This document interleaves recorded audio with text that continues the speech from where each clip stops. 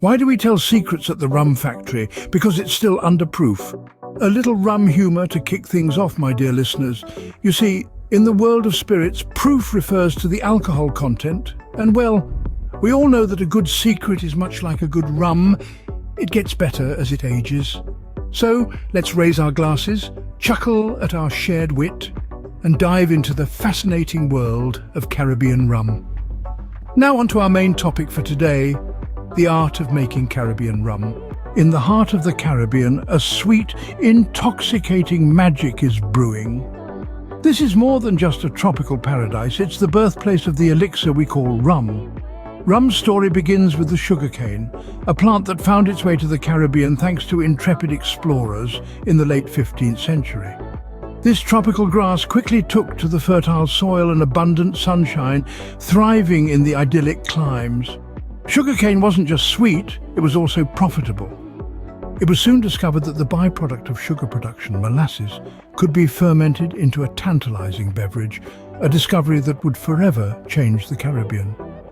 The transformation from sugarcane to rum wasn't an overnight phenomenon, but a journey of discovery and innovation. From plantation workers experimenting with molasses distillation to the establishment of the first commercial rum distilleries, the spirit of the Caribbean was born, infused with the flavors of its sun-kissed lands.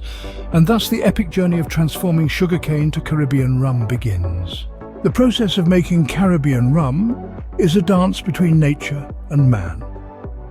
Our journey begins with the sugarcane. This tall and sturdy grass, bathed in Caribbean sun, absorbs the heat and the distinctive island aromas. Harvesting is a labor of love, with farmers carefully cutting the sugarcane at the base, ensuring only the ripest stalks are selected. Once harvested, the sugarcane is rushed to the mill. No time to dilly-dally here because freshness is key. The sugarcane is crushed under massive rollers, and the extracted juice is a sweet amber nectar, the very soul of our Caribbean rum. Now we enter the realm of fermentation, where the magic truly begins. The sugarcane juice is left to ferment, and it's during this time that wild yeasts native to the Caribbean air come to play, converting the sugars into alcohol. This process can take anywhere from a few hours to a few days, depending on the style of rum being produced. Next, we move to distillation. The fermented juice is heated in large copper stills, separating the alcohol from the rest of the mix. As the liquid heats up, the alcohol evaporates, travels through a condenser, and is collected as a clear, potent spirit. Each distillation contributes to the rum's final flavor profile, creating a symphony of tastes and aromas. The final stage of our dance is aging. This is where time and patience take the lead. The clear spirit is transferred to oak barrels where it rests, absorbing the flavors of the wood and the ambient environment. The tropical climate of the Caribbean accelerates the aging process, intensifying the rum's flavors and giving it a rich golden hue. And there you have it. From the sun-kissed sugarcane fields, through the rhythmic churn of the mill, the bubbling fermentation tanks, the fiery distillation stills, and tranquil aging barrels, we've journeyed through the creation of Caribbean rum. From sugarcane fields to oak barrels, the creation of Caribbean rum is a process steeped in tradition and craftsmanship. Now let's distill all that information. Our journey through the world of Caribbean rum has taken us through the humble beginnings of sugarcane to the birth of rum and all the way to the intricate process of its creation.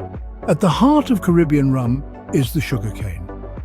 This humble plant, originally brought to the Caribbean by Christopher Columbus, is the foundation of this exquisite spirit.